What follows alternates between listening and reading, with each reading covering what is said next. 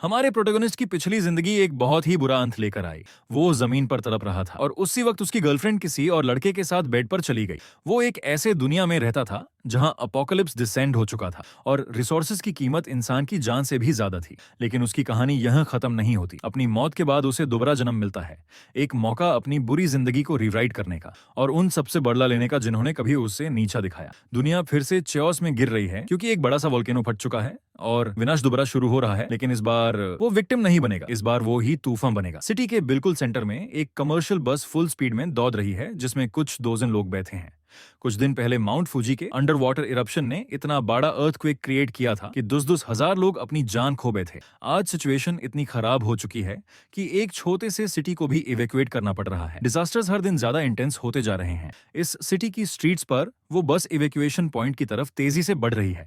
बस के अंदर एक वुमन को अचानक रियलाइज होता है कि इतनी जल्दी में बस में चढ़ने के चक्कर में वो अपने इवैक्यूएशन सप्लाईज लाना ही भूल गई। बिकॉज ऑफ दैट उसको जंगन सिटी में नए चीजें खरीदनी पड़ेंगी। उसके पास खड़ा आदमी पूछता है, क्या तुमने न्यूज देखी? वॉलमार्ट और अली के जो वेयर हाउसेज जोंगनन सिटी में थे, उनके सारे गुड्स ऑलरेडी मूव हो चुके हैं। वो कहती है, यह तो पुरानी खबर है। आज तो शनंग का दोंगमिंग लेक पूरा सुख गाया और दरोंग वेयर हाउस भी कंप्लीटली एम्प्टी हो चुका है। वो औरत अंदाजा लगाती है कि इतने सारे सप्लाईज की टोटल वैल्यू शायद हंड्रेड्स ऑफ बिलियंस होगी, लेकिन रियलिटी में वो ट्रिलियंस में जाती है। पीछे खड़ा एक और आदमी कंफर्म करता है कि सप्लाईज का लॉस बहुत ही ज्यादा सीरियस है और जो नेचुरल डिजास्टर्स हो रहे हैं वो तो सिर्फ शुरुआत है। असल सच ये है कि दुनिया खत्म होने वाली है। बस में बैठे लोग उस आदमी की बात सुनकर डरा तो जाते हैं, लेकिन उन्हें उस स्ट्रेंज इंसान की बात पर यकीन नहीं होता। उनमें से एक तो यह तक बोल देता है कि वो actually end of the world का वेट कर रहा है। उसके हिसाब से जब वर्ल्ड खत्म होगा तब सारे लिविंग बीइंग्स इक्वल हो जाएंगे। लेकिन यह बात बिल्कुल गलत है। वो स्ट्रेंज आदमी जानता है कि चाहे दुनिया का अंत ही क्यों ना आ जाए, किसी भी दिन सब लोग इक्वल नहीं होते। कहीं ना कहीं किसी ना किसी तरह डिफरेंस हमेशा रहता है। ये सब इसलिए क्योंकि उसने खुद अपनी पिछली जिंदगी में दुनिया का अंत देखा था।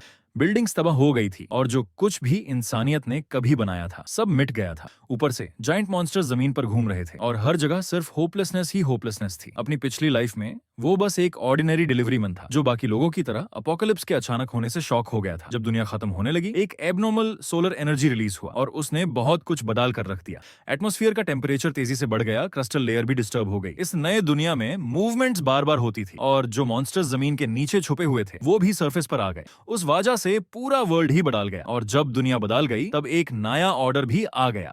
सप्लाईज की इतनी ज्यादा कमी थी कि लोग एक पैकेट इंस्टेंट नूडल्स, हम सॉसेज या फिर एक छोटा सा आइस ब्लॉक के लिए भी सब कुछ गंवाने को तैयार हो जाते थे। लेकिन ये बंदा सबसे अलग है क्योंकि ये सब कुछ पहले ही देख चुका है। उसका नाम है सुचेन और वो अपोकलिप्स शुरू होने से एक महीना पहले ही रिबॉर्न हो चुका था।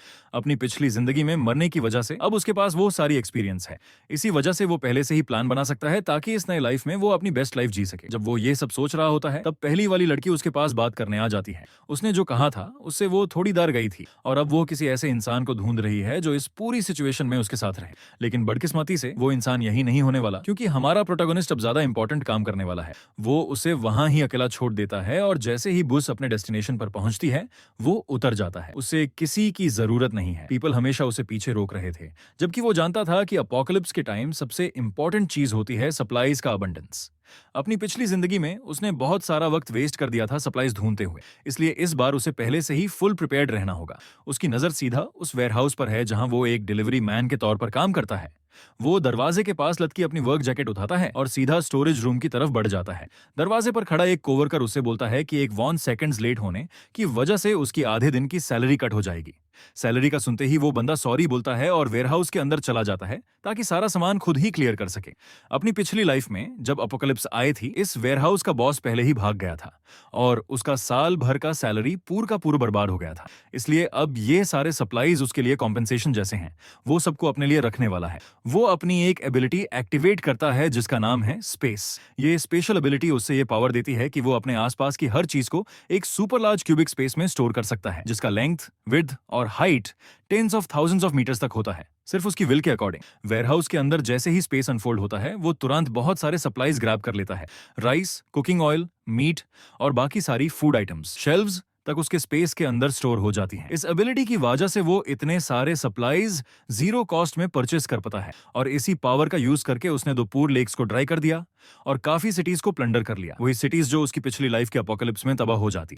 पिछली जिंदगी में तो एक इंस्टेंट नूडल्स का पैकेट भी लग्जरी होता था, लेकिन अब इस बार सब कुछ उसके हाथ में है। उसकी स्पेशल एबिलिटी की वजह से वो कई टोन्स फ्रेश फूड अपने स्पेस में स्टोर कर सकता है और वहां टाइम बिल्कुल फ्रीज रहता है। मतलब फूड चाहे जितने टाइम तक रखो कभी खराब नहीं होता। इस बार एपोकलपाइस में जिंदा रहने के लिए उसे मिट्टी खाने की जरूरत नहीं पड़ेगी जैसे पिछली जिंदगी में पड़ती थी। सारे सैंपल्स कलेक्ट करने के बाद वो फाइनली एक गहरी सांस लेता है, ये सोचकर कि इस नई जिंदगी में यूज उतनी तकलीफ नहीं होगी। जब वो अपनी गैदर्ड सप्लाईज को चेक कर रहा होता है तभी 3 आदमी स्टोरेज एरिया में एंटर करते हैं कुछ काम शुरू करने के लिए। जब लोग स्टोरेज एरिया के सप्लाईज चेक करने आते हैं तो वो सब शॉक्ड रह जाते हैं। पूरी जगह बिल्कुल खाली हो चुकी होती है, जैसे किसी ने सब कुछ क्लीन स्वीप कर दिया हो।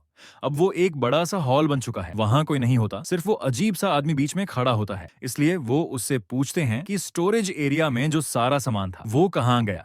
वो बिना किसी हेजिटेशन के कह देता है कि सारा का सारा सामान उसने खुद ले लिया है। ये बात सुनते ही सब लोग हैरान रह जाते हैं। गुस्से में आकर वो उसको पकड़ने के लिए रश करते हैं, लेकिन वो आसानी से अपनी पावर्स यूज करके बिल्डिंग से बाहर डॉज कर जाता है और मुस्कुराते हुए कहता है, वो बोलता है कि अब वो कभी लेट नहीं होगा क्योंकि वो जॉब छोड़ रहा है। फिर जैसे ही उनमें से एक आदमी उससे पकड़ने आगे बढ़ता है, वो मुश्किल से टेलीपोर्ट करके वहां से निकाल जाता है। तीनों आदमी उसे ढूंढते रह जाते हैं पर वो पूरी तरह गायब हो चुका होता है। वेयरहाउस के बाहर जमीन के बिल्कुल पास एक पोर्टल खुलता है और वो आदमी उसमें से फ्लिप मारते हुए बाहर आता है और दोनों बिल्डिंग्स के बीच वाली अलीवे में सेफली लैंड करता है। इसकी सेकंड एबिलिटी का नाम है स्पेस जंप और ये उसे 3 मीटर के अंदर कहीं भी मूव करने का पावर देती है। अपोकलिप्स के टाइम ये एबिलिटी उसके काम आई थी। अबैंडन बिल्डिंग्स में घुसकर सप्लाईज ढूंढना और डेंजरस सिचुएशन से सेफली एस्केप करना, ये सब काम वो आसानी से कर लेता था। म्यूटेंट बीस्ट के सामने भी उसकी स्पेस जंप एबिलिटी ने कई बार उसकी जान बचाई, बिल्कुल क्रूशियल मोमेंट्स पर। इतना सब करने के बाद उसका zero cost shopping mission finally complete हो चुका था। वो अपनी वर्क जैकेट हवा में उछलता है और वेयरहाउस से निकालने लगता है। तभी उसका फोन वाइब्रेट होता है। वो पॉकेट से निकालता है और स्क्रीन पर एक इमरजेंसी ब्रॉडकास्ट मैसेज फ्लैश होता है। मैसेज में लिखा होता है कि अर्थ अभी इंटेंस मूवमेंट से गुजर रही है, जिसके कारण कई प्लेसेस पर लोकलाइज्ड डिस्टर्बेंसेस हो रहे हैं। एरिया के आसपास नेचुरल डिजास्टर्स होने लगे हैं। मैसेज में यूज केयरफुली रहने के लिए वार्न किया गया है, लेकिन बताया गया है कि ये डिजास्टर्स उसकी डेली लाइफ को अफेक्ट नहीं करेंगे। गवर्नमेंट का ऑफिशियल स्टेटमेंट है कि पैनिक मत करो ताकि जनरल पब्लिक काम रहे।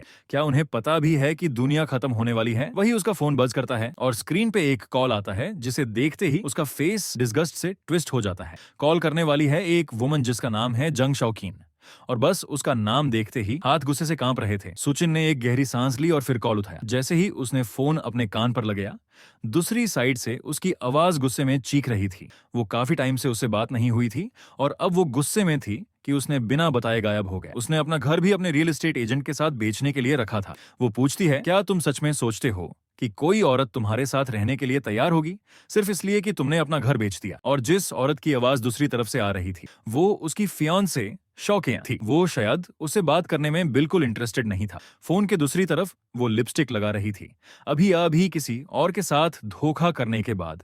और उसके पीछे बिस्तर पर चायू नाम का आदमी आराम से लेटकर रिलैक्स कर रहा था। वो फोन पर सूचन को लगातार इंसल्ट करती जा रही थी। वो पूछती है, तुम्हें याद भी है तुम्हारी रिस्पॉन्सिबिलिटी एज अ मैन क्या है? तुम्हें शायद घर से फर्क ना पड़ता हो, लेकिन मैं तो एक वुमन हूं और मुझे तुमसे सिक्योरिटी चाहिए। तुम ये घर मुझे गिफ्ट कर दो, तभी मुझे तुम पर भरोसा होगा। जब वो सारी बकवास बोल चुकी, सुचान थांदे अंदाज में पूछता है, हो गया तुम्हारा? वो अपनी रांट खत्म कर लेती है और पूछती है कि क्या उसे कुछ और बोलना है। सुचान का थांदा बेपरवाह एटीट्यूड देखकर वो और भी ज्यादा इरिटेट हो जाती है, इसलिए वो उसे लास्ट चांस देती है। अभी वापस आ जाओ और घर का ओनरशिप मेरे नाम ट्रांसफर कर दो। अगर तुमने ऐसा नहीं किया तो मैं तुमसे शादी करने से मना कर दूंगी। वो कहती है कि वो शंगदू वापस जा रही है और उम्मीद करती है कि वहां पहुंचकर वो लोग अच्छी तरह बात करेंगे, लेकिन सूचन बिना कुछ बोले कॉल कट कर देता है। पिछली जिंदगी में शान ने उसके साथ पूरे 5 साल अपोकलिप्स में बिताए थे। उसने हर जगह अपनी पिछली जिंदगी में सूचन ने हर जगह सप्लाईज ढूंढी ताकि वो उससे खाना दे सके। उसने उससे एक सेफ हाउस तक पहुंचाया जहां वो उसकी पूरी जिम्मेदारी उठाता रहा। अगर वो उससे बचाता नहीं तो वो तो भूख से मर चुकी होती, डूम्ड वर्ल्ड के बीच कहीं गिरकर। लेकिन इतने सब के बाद भी शान ने उसे बार बार धोखा दिया, एक ऐसे वायलेंट आदमी के साथ जो सूचन को कई बार पीट चुका था, सिर्फ इसलिए क्योंकि वो कभी कभी खाली हाथ वापस आ जाता था। शायद तो उल्टा उस पर यह भी इल्जाम लगाता था कि सूचन अच्छी चीजें छुपाकर सिर्फ खुद के लिए लिए रखता है और उन्हें बताता नहीं। और एक दिन उसी सेफ हाउस में जहां सुचन ने उन्हें जिंदा रखा, शन ने ही सुचन को मार डाला। जिस सेफ हाउस में सुचन ने शान का ख्याल रखा, उसी जगह पर उस वायलेंट आदमी ने शान के सामने ही सुचन को मार डाला। फिर उसने उसके लाश के बिल्कुल सामने शान के साथ मजाक मस्ती की और दोनों मिलकर सुचन को यूजलेस बोलते रहे। शान को जरा भी परवाह नहीं थी। वो एक्सयू से कह रही थी कि सुचन तो इसलिए मर गया क्योंकि वो काबिल ही नहीं था। सुचन एक कोने में धीरे धीरे सांस तुराता रहा, अपनी आखिरी सांस तक सब देखते हुए, और फिर वही मर गया, धोखा खाकर। पिछली जिंदगी में उसने शान पर भरोसा करने की गलती की थी। उसने अपनी जिंदगी उसके हवाले कर दी थी, लेकिन इस बार नहीं। इस बार जंगसान और वो आदमी शायू जिसके साथ उसने धोखा किया, दोनों को अपने किए का पूरा हिसाब देना होगा। हमारे प्रोटैगोनिस्ट ने सोच लिया है कि वो उन दोनों को आसानी से मरने नहीं देगा। जितना दार्ड उन्होंने उससे दिया था, वो उन्हें 100 गुना ज्यादा महसूस कराएगा। उनके किए हुए धोखे को याद करके उसका हाथ गुस्से से कांप उठता है, लेकिन वो गहरी सांस लेकर खुद को शांत करता है। अभी के लिए उसे अपनी अपोकलिप्स सर्वाइवल मिशन पर ध्यान देना होगा। उसके पास सर्वाइव करने के लिए अभी भी काफी सप्लाईज कलेक्ट करना बाकी है। बाकी सारी चीजें तो सिर्फ पैसे से ही मिल सकती हैं, और इसी वजह से सबसे पहले उसे यह सोचना होगा कि इससे वक्त वो पैसे का जुगाड़ कैसे करे। सबसे पहले वो अपने रियल एस्टेट एजेंट मैनेजर लू को कॉल करता है और फैसला करता है कि वो अपना घर आधी मार्केट प्राइस पर बेच देगा। उसकी एक ही शर्त थी, पैसा कैश में चाहिए, और वो भी तुरंत। डील तय हो जाती है और वो अपना घर फिनलाइज करने के लिए ड्रीम रियल एस्टेट की तरफ निकाल पड़ता है। लेकिन वहां पहुंचते ही वो देखता है कि शॉन उसका इंतजार कर रही है और उसके साथ खड़ा है शॉयू, उसके हाथ में एक बेसबॉल बट।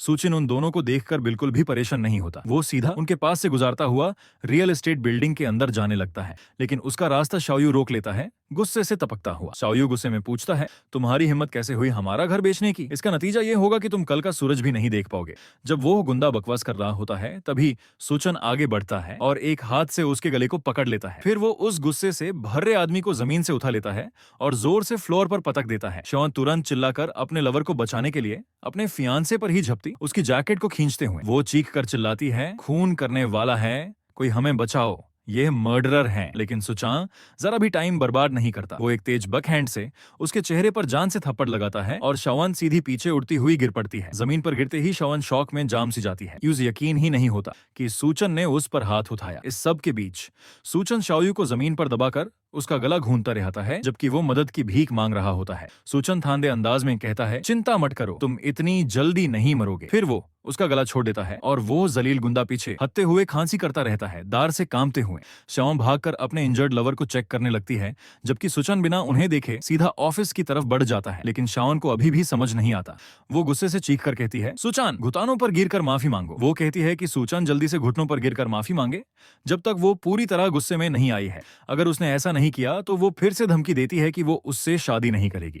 लेकिन उसकी ये खाली धमकियां तुरंत खत्म हो जाती हैं जब सूचन पलटकर उन दोनों को तेज नजर से घूरता है। वो दोनों दार के मारे जम जाते हैं, फिर तुरंत भागकर वहां से निकाल लेते हैं सूचन को अकेला छोड़कर, ताकि वो अपना काम कर सके। अब जब वो लोग वहां से चले गए, सूचन ऑफिस के अंदर जाता है जहां रियल एस्टेट एजेंट उसके लिए पानी का ग्लास लाकर देता है। वो बुजुर्ग आदमी बहुत ही एक्साइटेड लग रहा था इतनी कम प्राइस पर घर बेचने की डील सुनकर, लेकिन अंदर ही अंदर वो सूचन को एक बेवकूफ समझ रहा होता है। एजेंट अंदर ही अंदर सोच रहा था कि सूचन कितना बड़ा बेवकूफ है जो 1 मिलियन से ज्यादा के घर को सिर्फ आधी प्राइस पर बेच रहा है। ऐसी डील से वो आसानी से जल्दी प्रॉफिट कमा सकता था। इसी वजह से वो तुरंत मानता है और पूरा पेमेंट इमीडिएटली देने के लिए रेडी हो जाता है। वो सूचन को कॉन्ट्रैक्ट देता है ताकि वो साइन कर सके। सब फॉर्मेलिटीज खत्म होते ही सूचन ऑफिस से बाहर निकलता है और उसके बैंक अकाउंट में लगभग 1 मिलियन ऐड हो चुके होते हैं। चाहे दुनिया भर में नेचुरल डिजास्टर्स हो रहे हो, लेकिन शंगदू जहां वो रहता है एक इनलैंड सिटी है। ये जगह अर्थक्वेक, सुनामी और वोल्केनिक इरप्शंस जैसे डिजास्टर्स से काफी डर है जो एशिया के बाकी रीजन्स को तबाह कर रहे हैं। इसके अलावा गवर्नमेंट लोगों को काम रखने की पूरी कोशिश कर रही थी, इसलिए शहर में अभी भी थोड़ी बहुत नॉर्मल सी बनी हुई थी और सोसाइटी काम चलाओ तरीके से ठीक से चल रही थी। अपने नेक्स्ट स्टेप के बारे में सोचते हुए सुचन एक फ्लायर के पास से गुजरता है जिसमें फास्ट और हाई इंटरेस्ट लोन्स का एडवर्टाइजमेंट होता है। ये देखकर उसके दिमाग में एक आइडिया आता है और वो डिसाइड करता है कि अपना अगला कदम और ज्यादा पैसे जमा करना होगा अपनी प्रॉपर्टी को मॉर्गेज करके। अपना प्रॉपर्टी सर्टिफिकेट लेकर वो सीधा ग्रेट सी लोन्स पहुंचता है जहां उसकी मुलाकात होती है एक मोटे ताजे आदमी से जो सिगरेट पीता हुआ बैठा था। ये आदमी कोई और नहीं बल्कि वंग दियाई होता है, सायू का रिश्तेदार। वंग दियाई सायू का बड़ा भाई पिछली जिंदगी में अपोकलिप्स के शुरू होने के कुछ ही दिनों में म्यूटेंट बीस्ट के मुंह में मर गया था। दियाई प्रॉपर्टी देखकर कहता है कि सूचन का घर ज्यादा वैल्यूएबल नहीं है, लेकिन सुचान को बस एक ही चीज चाहिए। मैं कितना लोन ले सकता हूँ? घर की कम वैल्यू के बावजूद वो मोटा आदमी यू से आधा मिलियन देने को रेडी हो जाता है, बस एक शर्त पर सुचान को अपना प्रॉपर्टी सर्टिफिकेट ट्रस्ट के लिए उसके पास छोड़ना होगा। सुचान तुरंत डिमांड करता है, एक्स्ट्रा 1 लाख अभी के अभी दे दो। तब डील पक्की। फिर वो प्रॉपर्टी सर्टिफिकेट को जोर से टेबल पर पटक देता है, जैसे कि कह रहा हो, डील या नो डील, अब डिसाइड करो। सुचान सर्टिफिकेट को टेबल पर स्लाम करके सीधा दयाई की आंखों में देखता है। वो साथ ही ये वादा करता है कि वो 1 हफ्ते के अंदर पूरा पैसा जमा कर देगा, ताकि दोनों का प्रॉफिट हो और वो सब कुछ एक साथ चुका सके। दयाई को ये ऑफर काफी इंटरेस्टिंग लगता है। उसके नजर में सुचन भी एक गैम्बलर टाइप इंसान है। जहां भी ट्रेड और प्रॉफिट हो, वो सब कुछ दाव पर लगा देता है। वो तो यह तक सोच लेता है कि अगर फायदा हो तो सुचन अपने पेरेंट्स को भी बेच दे। उस बुजुर्ग आदमी की सोच में सुचन एक बेवकूफ है जो समझता है कि वो अपनी जिंदगी एक दिन में बदल सकता है। लेकिन यूज बिल्कुल अंदाजा नहीं कि सुचान का यह प्लान उसकी सोच से कहीं ज्यादा आगे जा चुका है। सुचान का डील सुनते ही दियाई मुस्कुराता है और अपनी सिगरेट का लंबा पुफ लेता है, ऑफर पर गौर करते हुए। वो सुचन से कहता है, मैं टर्म्स को एक्सेप्ट करूंगा, बस इतना करो कि प्रॉपर्टी सर्टिफिकेट हमारी कंपनी के साथ मॉर्गेज कर दो। अगर तुम ये करते हो, बाकी सब चीजें निगोशिएबल होंगी। लंबी बातचीत के बाद सुचन ऑफिस से बाहर निकलता है और उसके बैंक अकाउंट में आधे मिलियन से ज्यादा ट्रांसफर हो चुके होते हैं। ये उस दिन के लिए दूसरी बार हुआ है। अब उसके पास सब पैसा है जो यूज चाहिए, ताकि वो अपोकलिप्स के लिए सप्लाईज खरीदने की प्लानिंग आगे बढ़ा सके। दुनिया के बीच श्योन और शाओयू पार्क से गुजरते हुए थक चुके होते हैं आफ्टर वो सुचन से भगकर निकाल आए थे। दूसरा आदमी अभी भी शॉक में है, स्ट्रीट में घूतन खाने के बाद और लगभग मरने के करीब होने के बाद। जैसे ही वो टैक्सी से उतरते हैं, शाओन सुचान के बारे में शिकायत करना कंटिन्यू करती है। उसका सिर्फ एक ही डिजायर है, वो घर चाहती है जो दोनों का है, और उसके हिसाब से इसमें कोई गलत बात नहीं है। लेकिन उसके सिंपल रिक्वेस्ट के बावजूद सुचन ने उस पर हाथ उठाया और वो अभी भी वो थप्पड़ की दाढ़ महसूस कर रही है जो उसने अभी थोड़ी देर पहले दिया था। शाओन अपने दिल में सोचती है कि चाहे कुछ भी हो, वो इंश्योर करेगी कि सुचन को अपने किए की साजा मिले। शाओयू भी अग्री करता है, अभी भी अपनी दबी हुई गर्दन को पकड़े हुए, जिसे सुचन ने लगभग तोड़ ही दिया था। वो कसम खाता है कि सुचन को वो बख्शने वाला नहीं। उसने तो ये तक प्लान कर लिया है कि अपने बड़े भाई से कहकर सुचान को खत्म करवा दे। बातचीत करते करते दोनों देखते हैं कि सुचन फिर से आराम से रोड पर वॉक कर रहा है, जैसे कुछ हुआ ही ना हो, अपनी नेक्स्ट डेस्टिनेशन की तरफ। शॉन और शाओयू इतनी कैजुअली वॉक करते देखकर हैरान रह जाते हैं। इतना सब होने के बाद भी वो इतना शांत कैसे हो सकता है। दोनों डिसाइड करते हैं कि वो उसका पीछा करेंगे और देखेंगे कि आखिर सुचन कहाँ जा रहा है और क्या प्लान कर रहा है। लोग सोच रहे हैं कि आखिर सुचन इतना ज्यादा कॉकी क्यों बिहेव कर रहा है और वो क्या कर रहा है जो यूज इतना कॉन्फिडेंट बना रहा है। लेकिन सुचन का फोकस कुछ और ही है। वो नेक्स्ट मेजर रिसोर्स ग्रैब ढूंढ रहा है। सोसाइटी कोलैप्स होने से पहले उसकी यादों में बहुत सारे कमर्शियल बिल्डिंग सी वाटर बैकफ्लो, रैपिड फ्रीजिंग और सिवियर कोल्ड की वजह से धद से गिर गए थे। लेकिन ग्रीन सिटी होटल वो एक बिल्डिंग थी जो इन सारे नेचुरल डिजास्टर्स को आखिरी पल तक झेल गई। इसी वजह से सुचन सीधा वहीं जाने का फैसला करता है, ताकि देख सके कि वो इस सिचुएशन का फायदा कैसे उठा सकता है। उसकी याद के मुताबिक होटल का प्रेसिडेंशियल स्वीट बहुत ही एडवांस तरीके से इक्विप था, और तो और अंदर एक स्विमिंग पूल भी था। पूल भी है जो उसे एक्सट्रीम टेम्परेचर्स हैंडल करने में हेल्प करेगा। फिलहाल यह जगह बेस बनाने का आइडिया काफी सही लगता है, और ऊपर से यहाँ लॉन्ग टर्म रहना भी कोई प्रॉब्लम नहीं होगी। ऑल्दो पहले काफी सारे वेयरहाउसेस एम्प्टी हो चुके थे, ग्रीन सिटी होटल के वेयरहाउस में हॉट मील्स और इंग्रेडिएंट्स की कोई कमी नहीं है। जैसे ही वो ग्रीन सिटी होटल के अंदर एंटर करता है, एक वुमन उसे नोटिस करती है। वो अपना इंट्रोडक्शन देती है, मैं लीशिन रुई हूँ, होटल की रेस्टोरेंट मैनेजर, और पूछती है कि वो आज उसकी क्या मदद कर सकती है। सुचिन उससे बताता है कि वो ऑर्डर करना चाहता है। 1000 टेबल्स का फूड बैंक्वेट के लिए ऑर्डर करने की बात सुनकर मैनेजर लिटरली शॉक हो जाती है। कुछ सेकंड्स तक वो कुछ बोल ही नहीं पाती, लेकिन फिर क्विकली रिकवर करके ईगरली कहती है कि हाँ, वो लोग डेफिनेटली ऐसा अरेंज कर सकते हैं, लेकिन प्राइसेस वेरी करती हैं 5000 से लेकर 10,000 तक, और इवन 1 लाख पे टेबल तक। सुचिन टेबल्स वर्थ 10,000 चूज करता है, जिसका मतलब पूरे बैंक्वेट की टोटल कॉस्ट लगभग 10 मिलियन होगी। इतनी बड़ी डील के लिए वो 50,000 का डिपॉजिट देने को रेडी है। बस शार्ट इतनी सी है कि बूशोब और वो लोग बैंक्वेट को उस एड्रेस पर डिलीवर कर देंगे जो सुचिन बाद में प्रोवाइड करेगा। मैनेजर इंप्रेस हो जाती है कि इतना यंग गाय इतनी ग्रैंड पर्सनैलिटी कैसे रख सकता है। उसे लगता है कि शायद ये कोई हिडन सेकंड जनरेशन वेल्थ वाला बंदा है। यूज बिल्कुल आइडिया नहीं है कि यह सारा पैसा बड़े लोन्स और उसके घर की जल्दी सेल से आया है। वो सुचिन के 50,000 डिपॉजिट वाले टर्म्स मान लेती है और उससे अपने ऑफिस ले जाती है ताकि पेमेंट कंप्लीट करा सके। सिर्फ बैंक्वेट के इंग्रेडिएंट्स का कॉस्ट ही लगभग 50,000 एस्टिमेट होता है, लेकिन रिच क्लाइंट से कनेक्शन बनाना हो तो मैनेजर को स्मूथ और प्रोफेशनल रहना पड़ता है। ऑफिस की तरफ चलते हुए मैनेजर पूछती है कि क्या सुचिन जल्दी शादी करने वाला है, क्योंकि इतने बड़े बैंक्वेट का और कोई रीजन उसे समझ नहीं आता। सुचिन भी स्टोरी के साथ फ्लो करता है और बोल देता है कि हाँ, वो शादी कर रहा है, इसलिए उससे इतनी बड़ी अरेंजमेंट चाहिए। इस बीच वो उसे यह भी बोलता है कि उसके लिए एक प्रेसिडेंशियल स्वीट बुक कर दे ताकि वो वहीं स्टे कर सके। नेगोशिएशन खत्म होने के बाद सुचिन बहुत खुश होटल से बाहर निकलता है क्योंकि उसने 10 मिलियन के डिशेस सिर्फ 50,000 डिपॉजिट में सिक्योर कर लिए। जहां तक बात की पेमेंट का सवाल है, पेमेंट की बात करें तो जब स्कॉचिंग पोस्ट अपोकलिप्टिक वर्ल्ड आ जाएगा तब एक छोटा सा ब्लॉक ऑफ आइस भी बिलियंस का होगा। इनसाइड वाली वुमन भी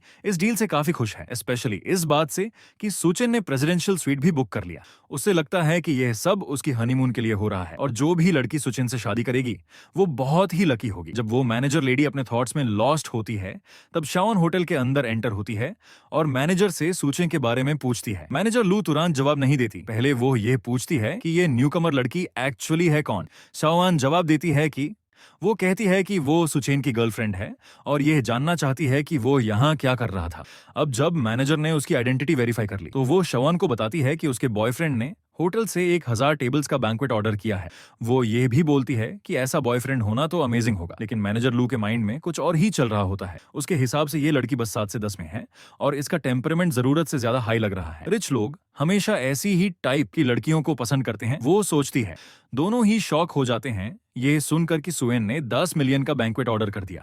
वो दोनों पहले तो बिल्कुल बिलीव ही नहीं करते कि सुचेन ने 10 मिलियन का बैंक्वेट ऑर्डर किया होगा, पर फिर मैनेजर लू समझाती है कि रिच लोग अक्सर अपनी आइडेंटिटी हाइड करते हैं। उन्हें डर होता है कि उनका पार्टनर सिर्फ पैसे के लिए उनके साथ ना हो, इसलिए वो अपनी असली वेल्थ शादी के दिन ही रिवील करते हैं। लेकिन फिर भी उन्हें यकीन नहीं होता कि सुचिन जैसा बंदा इतना वेल्थी हो सकता है। शॉन को याद आता है कि पिछले कुछ दिनों से वो तो उनके लाइफ से डिसअपियर होने की कोशिश कर रहा था और उसका बिहेवियर भी कोल्ड और डिस्टेंट हो गया था, लेकिन मैनेजर लू उसकी बात गलत प्रूव कर देती है। मैनेजर लू उन्हें पॉइंट करके दिखाती है कि सुएन ने 50,000 युआन बैंक्वेट का डिपॉजिट ऑलरेडी ट्रांसफर कर दिया है। ये देखकर दोनों होटल से बाहर निकल जाते हैं ताकि ये सब न्यू इन्फॉर्मेशन प्रोसेस कर सकें। वो सोचने लगते हैं सुचिन इतने सारे टेबल्स एक 5 स्टार होटल से क्यों ऑर्डर करेगा, वो किसको इनवाइट करने वाला है। शान को लगता है कि शायद सुचिन चाहता है कि वो उससे अपने वेल्थी सर्कल से इंट्रोड्यूस कराए और फिर उससे अपनी रिच लाइफ में ले आए। शाओयू पूछता है कि अब उन्हें क्या करना चाहिए, तभी वो अपना हाथ उसके चेस्ट की तरफ बढ़ाता है। वो तुरंत उसका हाथ हटा देती है और रियलाइज कर लेती है कि अब उसे शॉन अब ये सोचने लगती है कि उससे जल्द ऐसे अपॉर्चुनिटीज क्रिएट करनी होंगी जिससे सुचेन उसके पास वापस आ सके। उसके दिमाग में तुरंत एक वेल्थ और लग्जरी वाली लाइफ की इमेजिनेशन चल पड़ती है, जहां वो फैंसी क्लोथ्स पहनी होती है, एक लग्जरियस हाउस में रहती है और मेड्स और बटलर्स उसकी हर जरूरत पूरी कर रहे होते हैं। सिर्फ ये सोचकर ही उसके मुंह में पानी आ जाता है। उससे यकीन नहीं होता कि सुचिन जैसे लड़के के साथ उसे ऐसी गोल्डन अपॉर्चुनिटी मिल सकती है। उधर सुचिन अपने पुराने घर वापस चला जाता है ताकि वो अपनी जीरो कॉस्ट परचेज वाली प्लानिंग को आगे बढ़ा सके, जो इस पॉइंट पर काफी सुचें की प्लानिंग अब इतनी ज्यादा बढ़ चुकी थी कि ये सब कुछ बस स्टीलिंग जैसा लग रहा था, क्योंकि उसका कोई प्लान नहीं था कि अब तक जो भी चीजें उसने ली हैं वो कभी रिटर्न करेगा या उनका पेमेंट करेगा। अपनी रेड के दौरान काफी एसेंशियल आइटम्स अभी तक परचेज नहीं हुए थे और जो पैसे बचे थे वो सिर्फ बेसिक कॉस्ट कवर करने लायक थे, इसलिए वो एक और डीवियस मेथड का यूज करने का फैसला करता है। उसे याद आता है कि वो ऑनलाइन लोन एप्स का यूज करके बहुत सारा पैसा क्विकली ले सकता है और उसी से अपनी रेड को फंड करेगा। पूरा आफ्टरनून सुचिन ने एक साथ 800 से अधिक लोन एप्स डाउनलोड की और बहुत देर तक सेल्फीज लेने में लगा रहा, वेरिफिकेशन के लिए, ताकि सब ऐप से पैसे निकाल सके। लोन्स अप्रूव होते गए, किसी ऐप से 30,000 युआन, किसी से उसे भी ज्यादा, और जब तक वो सारी ऐप से काम खत्म कर चुका था तब तक सुचिन के लोन का टोटल अमाउंट ऑलमोस्ट 9,70,000 युआन हो चुका था। अब वो फिर से अपनी शॉपिंग स्प्री स्टार्ट करने के लिए रेडी था। थकन से वो बेड पर कोलैप्स हो गया, जैसे बस अभी पास आउट ही हो जाएगा, लेकिन टाइम बिल्कुल भी वेस्ट करने लायक नहीं था। यूज अभी भी बहुत सारी चीजें बाय करनी थी। उसे fire places, ice makers, ice blocks, smokeless coal और ऐसे ही कई सप्लाईज चाहिए थे जो नॉर्मल सुपरमार्केट्स में नहीं मिलते। थैंकफुली ये सारी चीजें ऑनलाइन मिल जाती हैं और डिलीवरी भी सुपर फास्ट होती है। एक्सट्रीम हीट और सीवियर कोल्ड वेव्स के टाइम सर्वाइव करने के लिए सुचिन को ये सारी चीजें जरूर चाहिए होंगी। अपोकलिप्स शुरू होते ही टेम्परेचर इतना क्रेजी हो जाएगा कि उसकी जिंदगी पूरी तरह डिपेंड करेगी कि क्या उसके पास वेदर को रेगुलेट करने के लिए इनफ मटेरियल है या नहीं। इसलिए वो तुरंत काम पर लग जाता है और मल्टीपल कंपनीज को कांटेक्ट करके अपने लिए सारी सर्वाइवल मटेरियल्स रेडी करना स्टार्ट करता है। सबसे पहले वो 2000 टोन्स स्मोकलेस कोल का ऑर्डर देता है और 5 लाख युआन का डिपॉजिट देने को तैयार हो जाता है। उसके बाद वो आइस फैक्ट्री को कांटेक्ट करता है, जहां वो मल्टीपल टन्स ऑफ आइस का ऑर्डर प्लेस करता है अपोकलिप्स के एक्सट्रीम हीट को बैलेंस करने के लिए। सुचिन के आइस ऑर्डर के बाद कुछ कंपनीज ने फेस टू फेस मीटिंग की रिक्वेस्ट की, इसलिए वो अपने अपार्टमेंट से निकलकर आइस मेकर से मिलने जाना होता है। लेकिन जैसे ही वो बिल्डिंग से बाहर कदम रखता है, यूस एक नया चेहरा और एक बिल्कुल अनवांटेड पुराना चेहरा दिखता है। नए चेहरे का नाम है लेना, जो श्यावन की क्लोज फ्रेंड है और असल में उसी ने सुचें और श्यावन को मिलवाया था, जिस वजह से वो इतने गंदे रिलेशनशिप में फंस गया। लेना उसकी तरफ एक फेक सा स्माइल लेकर आती है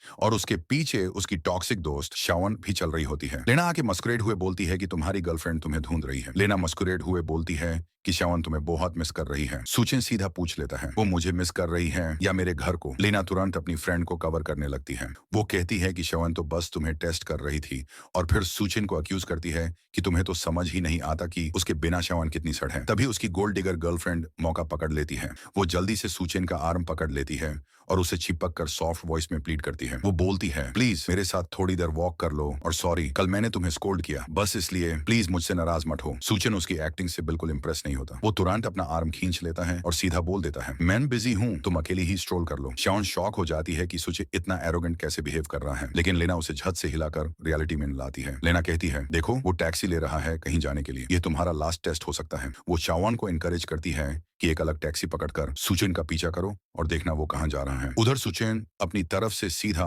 आइस फैक्ट्री पहुंच जाता है ताकि मैनेजर से मिलकर अपना बड़ा ऑर्डर प्लेस कर सके। फैक्ट्री का ओल्डर जेंटलमैन उसे वार्मली रिसीव करता है। मैनेजर सुचिन को ग्रीट करता है और काफी सरप्राइज लगता है कि इतना यंग बंदा इतनी बड़ी बड़ी चीजें कैसे खरीद रहा है। दोनों हाथ मिलाते हैं, फिर सुचिन सीधा बिजनेस पर आ जाता है। वो पूछता है, 2000 टोन्स आइस का प्रोडक्शन और डिलीवरी कितने टाइम में हो जाएगा? मैनेजर कॉन्फिडेंट स्माइल के साथ कहता है कि उनकी आइस फैक्ट्री स्टेट की सबसे एफिशिएंट और बेस्ट फैक्ट्रीज में से एक है। वो प्रॉमिस करता है कि एडिबल आइस सिर्फ 3 दिन में डिलीवर हो जाएगी। पूरे ऑर्डर की टोटल प्राइस 8 लाख युआन पड़ती है। सुचिन बिना झिझक अग्री करता है और तुरंत 1 लाख युआन डिपॉजिट उसके हाथ में दे देता है। डिपॉजिट देने के बाद सुचिन मैनेजर को वो एड्रेस देता है जहां 3 दिन बाद सारा आइस डिलीवर करना होगा। ट्रांजैक्शन कंफर्म होते ही मैनेजर क्यूरियस हो जाता है। वो पूछता है, तुम्हें इतना ज्यादा आइस क्यों चाहिए? कहीं कोई लार्ज स्केल इवेंट हो रहा है क्या? अगर तुम रेगुलर ऑर्गेनाइजर हो तो हम फ्यूचर में पार्टनरशिप भी कर सकते हैं। मैनेजर का गेस थोड़ा सही भी था, क्योंकि एक massive large scale event apocalypse सच में आने वाला था। लेकिन सुचिन ऑब्वियसली ये बात कैजुअल तरीके से बता नहीं सकता, इसलिए वो सीधा झूठ बोल देता है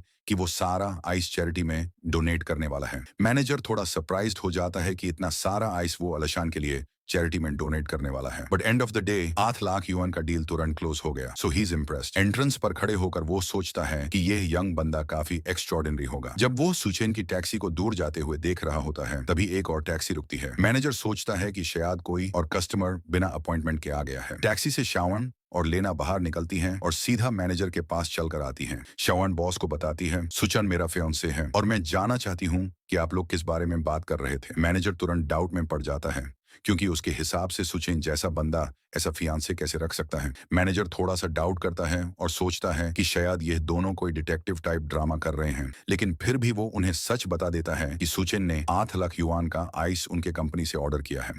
ये सुनते ही श्यावन और लेना लिटरली चीखने वाली हो जाती हैं। उनके होश उड़ जाते हैं, क्योंकि अब तो बिल्कुल कंफर्म हो गया कि Suchin definitely second generation super rich है। कोई नॉर्मल इंसान इतना पैसा सिर्फ आइस पर थोड़ी ना खर्च करेगा। लेना डेस्परेशन में पूछती है, सर सुचिन को इतना आइस क्यों चाहिए? मैनेजर कामली जवाब देता है कि सुचिन ने कहा है कि वो सारा आइस चैरिटी में डोनेट करेगा। इस बात को सुनकर दोनों और भी शॉक हो जाती हैं, क्योंकि चैरिटी के नाम पर 8 लाख युआन का आइस डोनेट करना, ये तो सिर्फ कोई बड़ी सोच वाला बिलियनियर ही कर सकता है। और प्रोटैगनिस्ट सुचान expected the usual reactions, but जो रिस्पॉन्स मिला वो बिल्कुल उनके इमेजिनेशन से बाहर था। अब जबकि सुचान ने अपोकलिप्स के लिए सारे जरूरी आइटम्स परचेज कर लिए हैं, वो डिसाइड करता है कि दुनिया क्योस में गिरने से पहले थोड़ा सा वक्त आराम से एंजॉय करे। अपनी पिछली लाइफ में वो इतना ज्यादा काम में बिजी रहता था कि लग्जरी के बारे में सोचने का भी टाइम नहीं होता था। छोटी सी कैफे में जाके कॉफी पीना भी उसके लिए इम्पॉसिबल था। लेकिन इस बार रीबर्थ के बाद वो डिसाइड करता है कि एक फैंसी रेस्टोरेंट जाकर थोड़ी देर रिलैक्स करे और जिंदगी का टेस्ट ले, क्योंकि आगे तो सिर्फ तबाही ही आने वाली है। As he settles himself, a waitress warmly welcomes him and hands over a menu. उस मेन्यू में हर तरफ माउथ वाटरिंग डिशेस थी। बटर चिकन,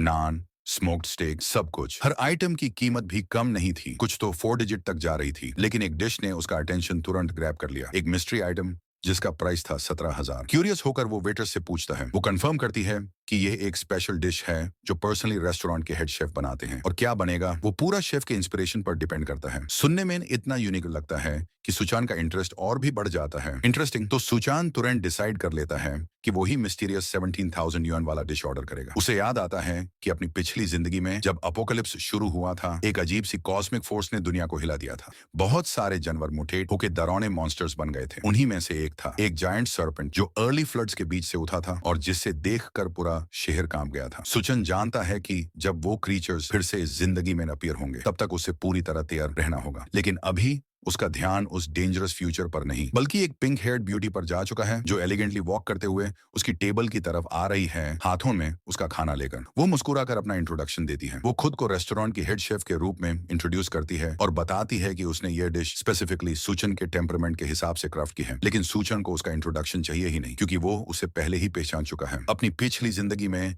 ये पिंक हेयर्ड ब्यूटी किसी रैंडम शेफ से कहीं ज्यादा थी। हेल्थ शेफ द्वानिया, एक लेजेंडरी वुमन जिसके पास एक मैजिकल कुलिनरी एबिलिटी थी। मॉन्स्टर के गंदे स्टे हुए म्यूटेटेड मीट को वो इतना लाजवाब बना देती थी कि कोई भी उससे खाने से खुद को रोक नहीं पाता। Taste divine, aroma irresistible, but the danger certain death. क्योंकि ये डिशेस बनने में जो म्यूटेटेड इंग्रेडिएंट्स यूज होते थे वो मॉन्स्टरस बीस्ट्स के अंदर से निकले होते थे और उन्हें खाने का सिर्फ एक ही फिनाले होता था, पॉइजनस म्यूटेशन से मर जाना। सुचान उसे देखता है और एक हल्की सी स्मर्क उसके लिप्स पर आ जाती है। इस बार अपोकलिप्स आने से पहले ही उसका सामना हेल्थ शेफ द्वानिया से हो रहा है। शेफ द्वानिया उसके चेहरे पर छाई अंधेरी एक्सप्रेशन को देख लेती है। वो थोड़ी घबरा जाती है। क्या यह समझ रहा है कि मैं जैसे खूबसूरत शेफ उसके खाने में जहर मिलाऊंगी? अपने आप को संभालते हुए वो तुरंत शंट टोन में डिश को एक्सप्लेन करना शुरू करती है। यह डिश का नाम है दुआल फेड लाइफ। वो प्लेट को एलिगेंट तरीके से टेबल पर रखती है और बताती है, एक साइड टूना स्टेक जो ब्राउन बटर में फ्राई किया गया है, दूसरी side deep fried puff pastry wrap जिसमें सेम स्टेक को क्रिस्प आउटर लेयर दिया गया है। अपने आप को संभालते हुए वो तुरंत शांत टोन में डिश को एक्सप्लेन करना शुरू करती है।